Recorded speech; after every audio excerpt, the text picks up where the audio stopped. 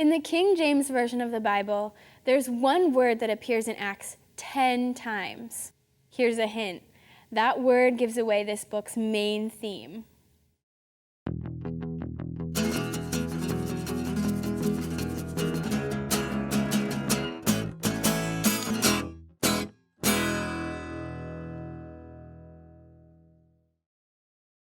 Witness. That's the word that appears over and over in the book of Acts, and for good reason. The apostles' main purpose was to convert new witnesses for Christ, and together, these witnesses all over the world formed the earliest Christian churches. So what does it mean to be a witness? According to Acts, it means repenting and being baptized. It means being filled with the Holy Spirit. It means teaching and preaching, ministering and healing.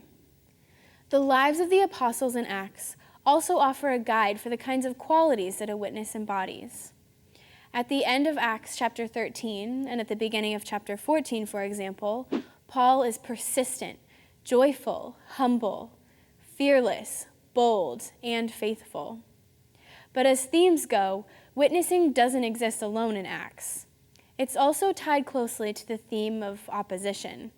The book details imprisonments, beatings, stonings, and plots to kill the apostles. And yet, instead of thwarting the witnesses, this opposition and persecution actually accelerated the church's growth. Nowhere is this more evident than in the life of Paul. He was Christianity's chief opponent, actively persecuting its witnesses.